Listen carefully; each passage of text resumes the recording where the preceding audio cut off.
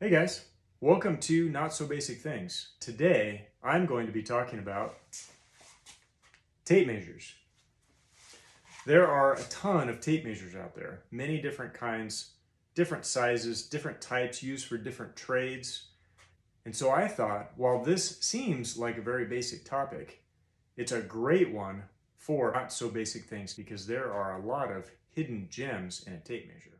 First of all, let's talk about a couple of different types. The first type that we'll talk about is what's called a crank return tape measure. The reason they call it that, and I think there's a number of different names for this, but this is the one that I've always known it as. When you pull the tape measure out, to get it to return, you can't just let go. On the back of it, there's a crank that usually folds in and out, and you bring it back in that way.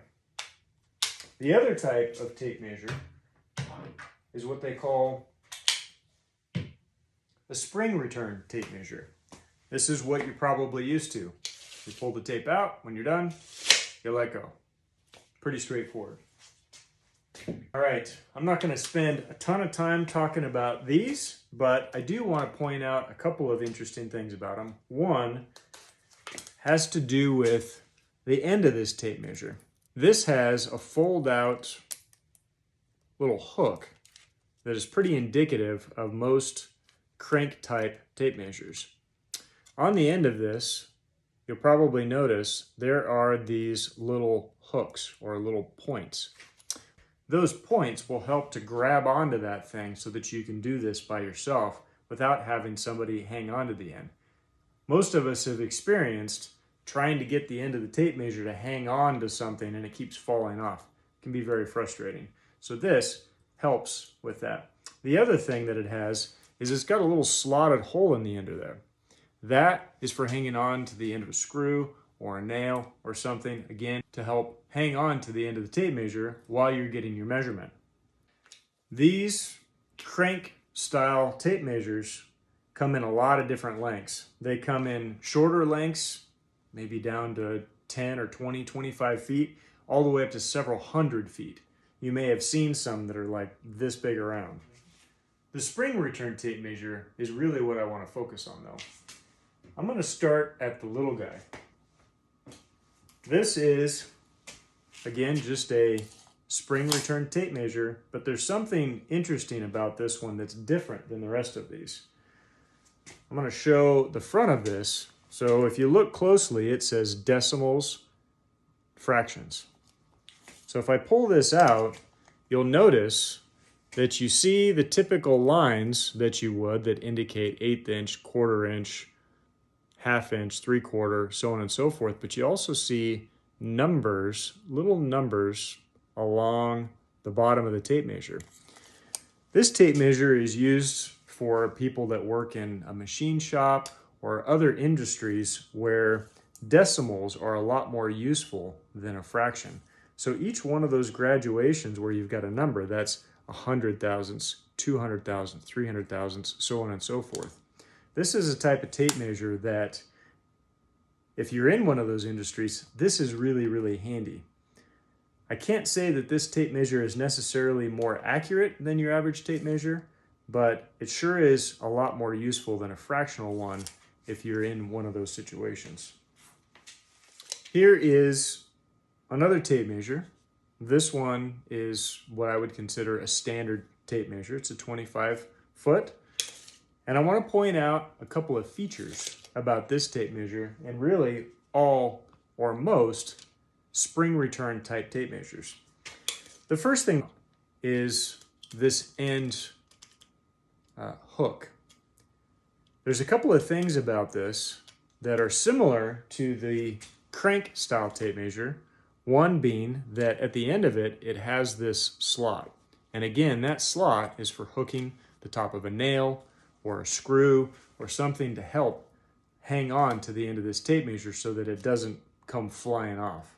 The other thing about it though that's kind of interesting is it has a hook on the top as well. This is so that if you need to hook onto the underside of something like this, you can.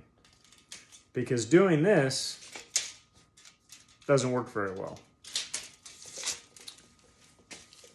And here's something that's pretty interesting. The thickness of this is very specific. I won't say all tape measures, but I'll say most. The thickness of this is a 1/16 of an inch. The reason for that, you may have noticed that the first inch is short on a tape measure. It doesn't really start at 0. That's because it's accommodating for the thickness of the hook. So the slop or the clearance in this hook is about a 1/16 of an inch. So whether you're here or you're here, that first inch is going to be an inch. Here's another fun thing about a tape measure. If you look on the back of it, every tape measure, at least that I have, has a number on it. This one says 3.25 inches. This one says 2.5. And this one says 2 inches.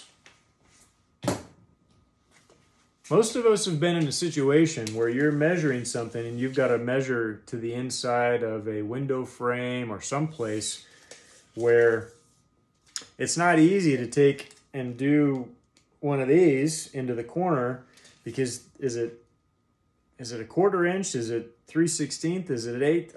I can't tell. This allows you to come up against the one side and all the way up against that wall or that surface, and you can say, okay, well, I've got 34.5 inches and I know that my tape measure is 3.25 inches, therefore I've got 36 3/4 inch. So that's what that is for.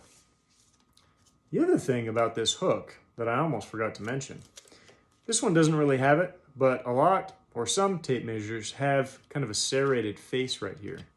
What that's for is, let's say you've forgotten your pencil. This serrated face will allow you to scribe a line so that you know where your cut mark is or whatever it is that you're trying to measure.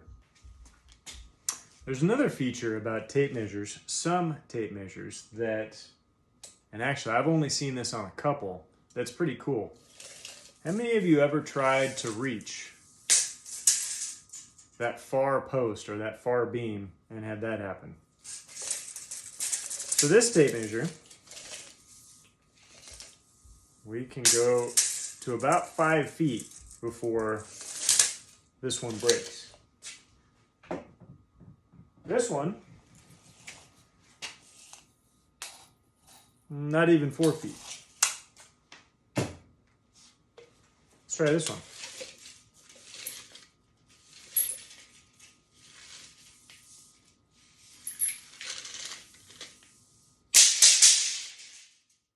Almost 12 feet. So the reason that it does that is it's going to be hard to show this, but the bend radius on this tape measure changes right about the 7-foot mark. It keeps a standard, I don't know, what I would consider standard bend radius, and then at about 7 feet, it gets smaller. And it does that so that there's more strength, more rigidity from that point on, so that you can stretch this tape a lot more. And if you do the thing where you really reach, you can get a couple more feet. So I really like this tape measure. That may or may not be a Lufkin thing. I don't know. But when I found that, I was very happy to have found it. The other thing that I think is worth mentioning about this tape measure, and I'm not trying to promote Lufkin, although I do love this tape measure, it has a finger brake on the underside. See that? So as you're stretching this out there, all I got to do is put my finger on the underside and I can stop it right there so I can get another bite on the tape measure and move it out there. I thought that was pretty cool. The last thing about tape measures that's worth considering before you buy one, how are you going to be using this tape measure? I already mentioned that we've got tape measures that are decimal and fraction. They also make tape measures that actually list what the fractions are so that you don't have to think so much while you're looking at them. But the other thing is what are they made out of? This is a steel tape measure. Now, don't be fooled because a lot of tape measures look like this, but they're not actually metal. This one is. This one looks like metal. It's not. It's plastic. That may not actually have worked very well. But anyway, just trust me. This one's plastic, even though it doesn't look like it. This one is also plastic, but it's covered in this rubber shell on the outside. So if you're going to be working outside a lot, if you're going to be working in construction or a place where you're very likely to drop your tape measure, you might want to consider that before you buy one. Buying one of these plastic tape measures, and this is a fine tape measure, but you drop this on the concrete too many times, it's going to be done for. This metal tape measure, I think it's designed more for a shop environment. This one's probably a little bit more robust, although it too will probably break if it gets dropped on the ground too many times. This one, having the rubber edges, this one's designed a little bit more for being outside. You can drop this tape measure, and I have, as you can probably tell by looking at it, and it'll keep going. It's not going to come apart on you. Something else you may have noted about a tape measure.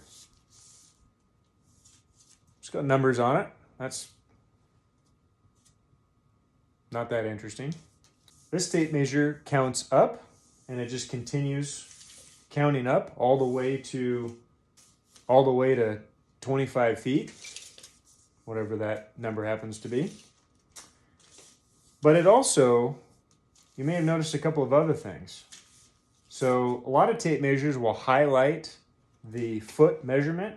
Here you've got 1 foot, 2 foot, 3 foot, so on and so forth. But something else that you'll notice on a tape measure is you've got 16 inches that's highlighted differently than what the foot markers are.